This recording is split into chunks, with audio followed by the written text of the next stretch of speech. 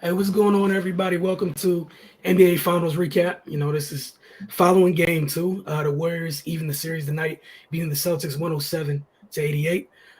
Cardell, you and I just sat in on a couple post game pressers. Obviously, watched the game. So I asked you your thoughts on the game, and then any sound, any pieces of sound that you took in that you definitely want to share with folks. The Warriors' defensive execution intensity was the difference in the game. Led by Draymond. You know, they don't like to give him credit for being uh, one of the leaders, but he is. He's like their spiritual leader. You know, they feed off his energy, and he brought. That's the fine line. Because hey, he got tossed out. I don't know. It'd been tough for the Warriors to do what they do, but he stayed in the game and he maintained control. But he just brought the physicality to them. And they fed off of it, and everybody followed suit. And you saw it in fruition, man. Just the 40 points in the paint. And the thing I love about tonight is the Warriors' defense fed their offense instead of normally their offense kind of feeding their defense. And how many points they score off their turnovers? 33 points off the Celtics turnovers. That's a big deal. And they were active. The Warriors had 15 steals tonight. They were all over the place. I think Steph had about three. Uh, yeah. Steph had three. Looney had three. Clay had two. Otto Porter had three. Jordan Poole had two. I mean, they were all over the place, man. Deflections, rebound the ball. It was just that third quarter, the way they strapped the Celtics, and then offensively when they got it going, Poole woke up. Obviously Steph was going. Wiggins started making layups. He was killing me missing the layups, man. So it was a total team effort. Looney got loose for some points, man. It was just a total team effort, man. And that this is something they have to continue. And I think the Warriors kind of found something that they can kind of hold on to as far as dealing with the Celtics, man. And to hold three starters to 2 points. Obviously Robert Williams, he's not like a main factor as far as you throw it in the post, get some points or something. That's not his game. And he's wounded. You can tell he's hurt bad. But Marcus Smart and then Al Horford, after the performances they had in game one, only 4 points within those two. That's tough to do. And then with Jaylen Brown, the way he got off to a strong start, and then Jason Tatum woke up, and then they shut their water off. I mean, come on now, and Derek White. Derek White was big in the game one. He got off, strong start with them. Shut their water off. You just couldn't ask for a better defensive performance, man. And the scary part is, outside of maybe Steph for most of the game, I know he wasn't at 50%. Looney was 6 for 6. He got a few bunnies. Poole woke up, got 6 for 14. No one shot well from the field. That's what's scary. Like, and it's due. Clay 4 for 19. He's due. He's due, and it's coming. So even though the Celtics split, I think the Warriors like where they at, and they just gotta bring it, man. Because Boston's gonna be a different animal. They're gonna be rocking. They call it home court advantage for a reason. Certain calls that they may have gotten away with tonight, they're not gonna get away with in Boston. They gotta keep their composure and be prepared to execute, man. But I like how they fought and responded, man. And this time when they jumped on them in the third quarter, it was a wrap. They put their foot on their neck and didn't let up, man. So, uh, you know, kudos to them, man. You know what I mean? But it's 1-1. We're gonna see how the adjustments are made as the series head to Boston. Yeah, that 25-2 run was crazy. It again 25-2. Was it 14 points in the third quarter for Boston? Yeah. Just 14. And we know the type of offensive firepower they have over there. And I know some of y'all, it's not said here quite often because we typically always celebrate those who impact the game on a defensive end. This was the perfect night to get Gary Payton the second back. Yeah. Like I want to just make sure his presence does not get ignored tonight. It wasn't an accident. Obviously, Draymond stepping it up a notch with the intensity and whatnot, but to have another person who kind of lives, he's not as what's it called? He's not as emotionally volatile as Draymond loud. is. He's Yeah, not as loud, but it was just as impactful because now that's two dudes switching everything, and now you can kind of almost and a couple. I think Ime Udoka talked about it a little bit, and it was a small switch. I know a lot of y'all don't give coaches that coach a lot of good talent credits when they make adjustments, but when Boston's going into their actions and whatnot, they had Clay starting out on Horford, so it changes the matchups once you get the switching. In the job, we've talked about the job Steph's done defensively. We've seen the growth there. A couple of times we saw him on full display. And that was the time it felt like Boston was grasping for straws. Like, all right, attack him. And him not, him holding the fort down. He's not the leak no more. Yeah, him not being a leak. It changed things. And then we saw like how quickly the tables flipped. We went from Pritchard not being picked on to Hunt's Pritchard tonight. A couple folks got hunted on the other side. It changed quickly. I love the points you made about just talking about Horford and Smart. They went from 44 points combined in game 1 to 4 tonight. And you said hunted. You know who got hunted? Al Horford. Yeah. And that drains you, especially at his age, man. Mm-hmm. Like, he had to play defense, man. You know what I mean? And Draymond locked him up. Like, Draymond came in here on a mission. You got to give him props. Like, he was embarrassed. He should have been at the game 1. Yes. Because had he brought what he brought tonight in game 1, they're up. Be up to 0. Yeah. And I'm gonna give it back to you, but Bjelica. Yes. He gave him good minutes. Yep. That's Steve Kerr pulling his Phil Jackson, going deep into his bench. We talked about it at the game 1. We thought it might have been Kuminga, but it was Bjelica, man. He came in and gave him some good minutes, and it threw the Celtics all back because he's not old traditional type of big. He's more of a big that plays like a guard on the perimeter and stuff like that. And he was sliding up who did he rip? Horford or was it Tice?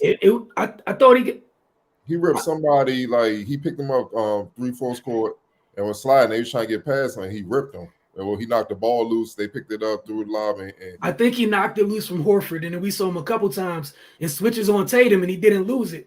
And he didn't lose that battle in those couple sequences. We saw him last series end up on Luka a couple times and he was fine. Obviously not over 30 possessions or something, but it matters. People underestimate that, man, and then people don't really understand, like, fine, Tatum and Jaylen Brown are bad boys, but you gotta understand, Jellick and all those guys are defending Steph and them every day in practice. Poole, Clay, Wiggins, they got to guard him every day in practice and shooting rounds and stuff. That helps prepare you for the animals around the league when you see them. So you're not just caught totally off guard, like, yo, what am I doing? So, back to you. But yeah, I just had to show him some love. I forgot to do it. I appreciate it. Belly was huge. And you mentioned what he did defensively. And the other thing that happens with a team that struggles for size, him being 6'9", 6'10", whatever he may be, is huge. And then the other thing is he's not like Draymond and Loon. You can't leave him on offense. You can't walk away from him at all.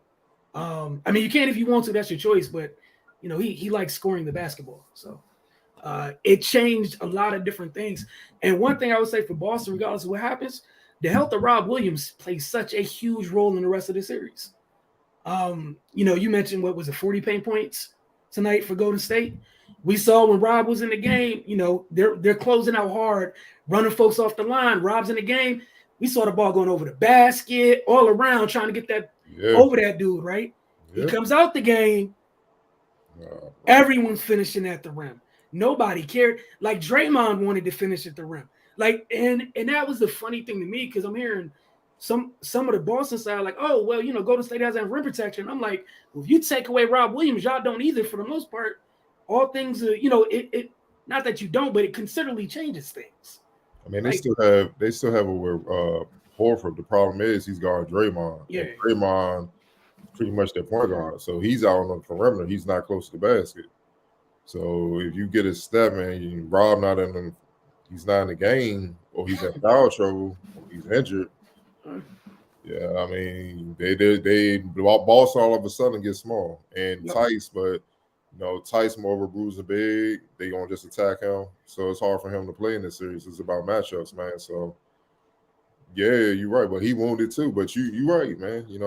it still hurts to see him doing what he's I doing. know, and the part that's crazy is, like, no lie, no disrespect to everybody else on Boston. He's the thing that makes that thing super special. It's him. It's him. You take that off, you're still a good defense, but you're not freaky special like that. And it hurt, like you said. You on Draymond, he pulls you out in the deep water with all the crap he's doing out there. Someone gets to the rim, who's there? Meanwhile, you can leave Rob back there. Ain't nobody doing nothing. You're just like, cool, no problem. Why not? Like, if Rob's on Looney, I can guard the basket and get back to you. Life's fine. You take Rob out of there, things get interesting.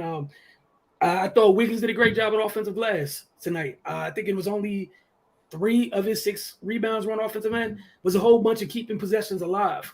And again, a lot of that happened when Rob wasn't in there. And he's doing a great job on Tatum too. Yeah. They're not going to talk about that enough. What Tatum was a minus 30 or 40, right? It was something really bad. Yeah. Minus 36. Yeah. And he had 28 points, but he hit a bunch of threes and got to the free throw line. But Wiggins did a good job of containing him in the second half, because most of that he got in the first half getting free. And it wasn't all on Wiggins and something like that. It was just like switches, cross matching, and he passing, moving the ball, and he's just getting quick shots. You know what I mean? But in Jaylen Brown, the way he started out, like, geez, he's killing. He was going at Clay, and look, you gotta call it like we said. It's similar to Dinwiddie. When you coming back off an injury like that, it takes a minute for your body to fully get back. And he don't have the lateral quickness right now to deal with Jaylen Brown. Even if he did, it would still be tough, because Jaylen Brown is an animal. Big guard, explosive, the whole nine, highly skilled, smart and tough. He's a handful, even with Clay fully back. That's where Gary Payton returned. That was big. That was big, because then, and they even threw Draymond on him a little bit. Just give him different looks, and it worked. And, he cooled off. They shut the water off, man. He finished 5 for 17. But I think he had like 13 in the first quarter. Yeah. So that's what I mean by their defense fed everything else. And with those guys struggling, it took the pressure off them offensively to be like, yo, we got to hit these shots. Now they can play more free, move the ball, play Warrior basketball. And we all know, man, look, forget people criticizing Steve Kerr for coaching talent, even though all the great coaches had all-time great talent. I heard it helps in that whole thing to put you in the conversation. I heard it helps. I heard. But his halftime adjustments is sick, man. Like, when they come out of half, we've been talking about it for years. Those third quarter runs hurt, man. Like, you just rip up your whole game plan, had your bench arguing like, dog, you supposed to scout this stuff. What the hell? Like, it's bad, man. And he said post game he didn't really make any big time strategic adjustments. He said he just made like personnel adjustment. Gave guys, that's when you saw Jellica and all those guys and all that. Just give them different looks. And that's a page out the Phil Jackson book. Like I keep saying, where it throws the other team on, because you like, they not gonna play, they not ready. And then they playing like, oh damn, you're not ready for them. You know what I'm saying? So that was huge, the third quarter run, but that's Warrior basketball. And they did it to them in game one. It's just that they let up. They thought the Celtics were going to go away. But this time, like, all right, cool. We just going to keep punching y'all till y'all out. And they eventually they were out. So, I love what we saw today, man. But we're going to see what happens in Boston, man, because here's the thing. I expect the stars to still make an impact, but role players don't always travel, man. Role players don't always travel. So we're going to see how that goes. No, for sure. And one of the most interesting part of things, like you said, role players don't always travel, was one of the things that you can count on for the most part, especially if you're like a defensive-minded player. That's one of the things that usually at least typically will travel with you. That's just who you are. Yeah. And that's why, again, I'm going to keep saying it over and over again, and I know you're not going to mind it, like Gary Payton coming back, like he's been a big part of who they were this year. I know it's not exciting to folks because he doesn't score 30 or whatever, but he's a big part of it. He's Poole. He has the same impact like Poole does. It's just defensively. Yep. Like, he's super athletic. He's a big guard, and he can guard both positions. Hell, he can go down there bang with fours and stuff because he's so athletic and he's tenacious. So, hell yeah. And guess what that does? They keep Steph and Clay fresh. Look what it did for Poole. Yeah, that they couldn't attack Poole. Exactly. They couldn't attack Poole. Because I hope people paid attention because those two been paired together all year. It's them two in together when they put other two out. You have GP right alongside them, so you can't do that. No GP in game one. Yeah, you're gonna attack food, okay? What you can't do is it's a little hard to get to him. GP out here switching. You know, as much as you want to switch, he's down for it. Or if you just trying to get him off you, he fighting over the screen, so you can't get rid of him. Yep. Look, man, he's a great A irritant. He's a Peyton, man. Just like the holidays, defense is the family business. It's a family business. What's going on, Kirksey? Appreciate you tuning in tonight, man. You know we always do. He said Warriors in 6. It's 1-1. We'll see how things go. That far, though. Yeah. Long way to go. Yeah. Long way to go. But yeah, they was talking to Horford tonight and is, trying to ask about the Draymond's impact and all that. And, for the most side, Boston's kind of just downplaying it. Like, he's going to do what he came to do. It's more about us or, pretty much no one's trying to get fined in terms of talking about alluding to some of the calls because they're at home versus, just pretty much the whole things. We can't wait to get back to Boston and, get to going at the Garden and whatnot. But look, man, it's 1-1. So, as bad as this was, they technically did their job. You came to steal a game, you did that. But again, that turnover issue is something Boston can't continue. Like that just can't happen. But we'll see which team's able to force who. Yeah, Warriors got to get home court back. Yeah. Right. I mean, Boston still gave him a blow. Mm-hmm. They lost home court, so they gotta go get that back, man. So it ain't over. They just, they won big, but nah, you can't go into Boston down 2-0. That's tough. That's tough. Not against this model. No. Defense, so yeah, we're gonna see. All right. You have anything else, Cardo? Nah, that's it. All right. Want to appreciate y'all. We'll be back after the finals game again Wednesday night because that's game 3. It's Wednesday night. I think game 4 is Friday night. So we'll see you guys after that. Same time period for the most part. Give or take 30, 40 minutes after the game ends. We'll be right here for finals recap. I'll see some of you guys tomorrow morning for the mornings with the focus. Y'all have a great evening.